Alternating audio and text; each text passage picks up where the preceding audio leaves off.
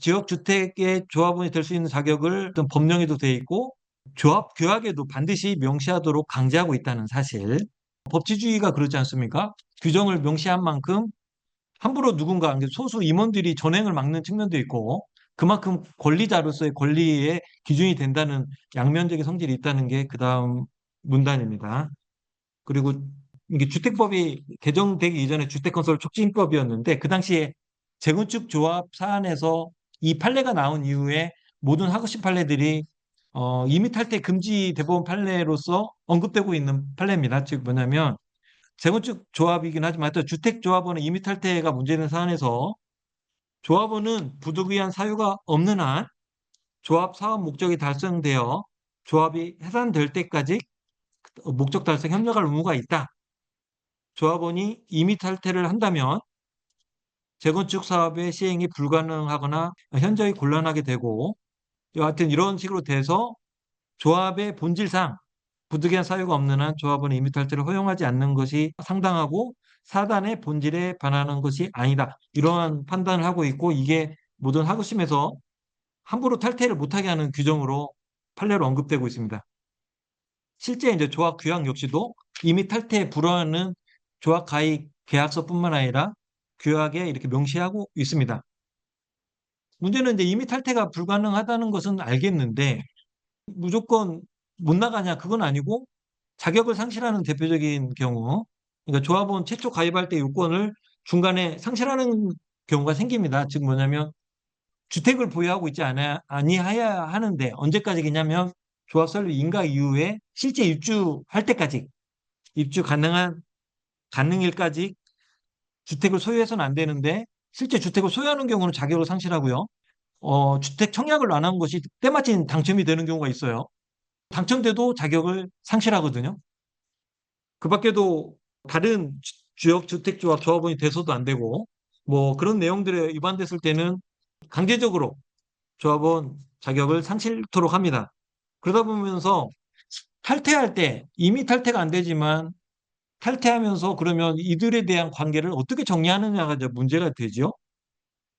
그 의도치 않게 자격을 상실하는 사람도 있고 중간에 뭐 합의로 조합과 합의로 탈퇴하는 사람도 있습니다. 탈퇴는 임원과 합의가 아니라 조합원 총회에서 결의를 해주면 나갈 수는 있습니다. 다만 나갈 때 곧바로 나가지는 못하지요.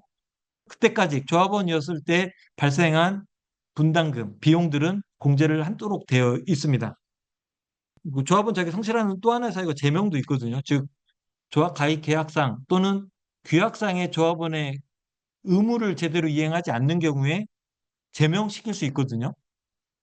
제명을 통해서 나가는 경우 어떻게 한다는 계약서의 내용이 있어요. 그때까지 발생한 공동 분담금도 공제하지만 위약금도 물립니다. 위약금을 물리다 보면 위약금이 계약금의 보통 20%를 물리는 데도 있고 계약금을 뭐 이렇게 몰수한다는 취지도 있기도 하지만 그 약간 다른 것 같아요.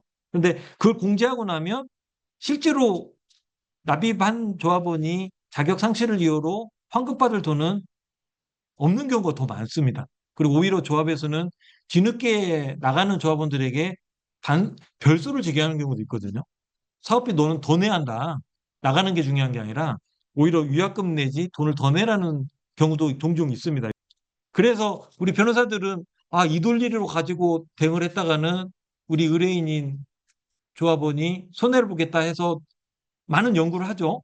어떤 연구를 하냐면 이거 조합 가입 당시부터 문제 있는 것 같아 하면서 조합 가입 당시에 기망행위가 있다는 주장을 많이 합니다. 즉 뭐냐면 조합원 모집할 때 엄격한 시기나 제한을 2020년도 주택법에는 하고 있는데 그 전에는 상당히 재량적이었거든요. 그러다 보니까 우리는 조합원을 이만큼 모집했습니다고 안내하기도 하고 그다음에 여기에는 안정된 동호수가 보장이 된다. 또 분담금이 없습니다. 이런 홍보를 많이 해요. 조합원 모집할 때. 그를 사유를 가지고 기망을 이유로 취소하는 주장을 많이 합니다. 그래서 그게 받아들여지면 조합원 자격 상실 이전에 계약이 취소돼서 기납입한 걸 부당이도로 반환 청구하는 경우들을 행사할 수 있고요. 그래서 변호사님들이 아마 사안마다 우리 의뢰인이 어떠한 기준으로 어떠한 권리가 보장되는지 다방면에 검토를 해야 할 것 같고요. 환급할 돈이 오히려 경우에는 결국 가입 계약의 유효성을 한번 여러분들이 한번 판단해 보시고 검토해 보시는 것이 매우 중요할 것 같습니다. 두 번째, 이쪽 우측의 어떤 문단을 보시면 이것도 대법원 판례인데 뭐냐면 조합 설립 인가 당시에 조합원 자격이 있어야 하는 게 대원칙입니다. 근데 조합 가입 계약은 조합 설립 인가 이전에 가입하다 보니 그 당시에는 자격이 없었는데 조합 설립 인가 시까지만 조합원 자격을 취득하면 된다. 즉, 뭐 무주택 세대주의 요건이나 뭐 기타의 어떤 거주기간 요건을 나중에 맞출 수 있게 인가 시에 맞출 수 있게 있다는 이유로 가입하는 경우가 많이 있어요. 근데 그것도 나중에 이제 계약을 무효화시키는 입장에서는 원래 나는 조합원 자격이 없을 때 계약을 했다는 주장을 또 하기도 합니다. 그래서 이거는 조합 가입 계약이 무효다 주장을 하는데 대법원에서 판단을 했습니다. 뭐냐면 조합 가입 계약 당시에 자격이 없다 하더라도 그 계약, 조합 가입 계약을 무효로 볼 수는 없다. 조합 설립 인가 당시까지 자격을 취득하지 못했으면 그 이후에 조합 가입 계약이 장래향에서 소멸할 뿐이다.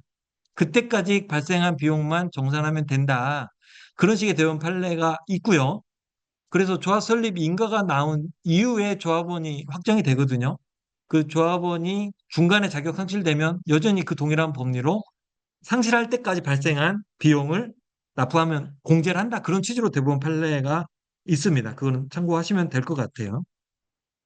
이제 다항입니다. 결국 조합설 인가가 되고 주택조합의 조합원이 됐다면 가장 중요한 의무 중에 하나가 비용 납부 의무고요. 그것은 조합 가입 계약 당시에 계약금 언제, 중도금 1차, 2차, 뭐 6차, 8차로 하는 경우도 받긴 했는데 하여튼 여러 중도금 납입 기일을 정하고 그다음에 입주할 때 잔금 지급 시기를 정해서 정한 분담금을 납부하도록 계약서를 씁니다. 그렇게 계약서를 쓰고 나서 거기에 따른 이행하는 게 조합원의 가장 큰 의무이기도 하고요. 그게 주택조합 비법인 사단의 본질적인 재원이기도 하고요. 그런 측면에 납부 의무 일단 말씀을 드리는 겁니다. 그래서 뭐 약간 겹쳐지긴 하지만 조합원 자격을 상실하더라도 보통 우리가 매매계약 같은 경우에는 중간에 하면 정산의 문제지 그때까지 뭐 들어간 비용을 정산하지는 않지 않습니까? 근데 단체의 구성원이다 보니까 그때까지 발생한 비용은 납부해야 한다. 근거는 규약과 계약, 총회에서 그런 내용이 있다면 법원은 거기에 대한 판단을 한다는 게 다항의 내용입니다. 자격을 상실한 이후에는 당연히 신축 건축물을 받지도 못하지만 아파트를 못 받는 대신 그 이후에는 분담금을 납부할 이유가 없습니다. 그래서 그 내용을 설명드리는 거고요.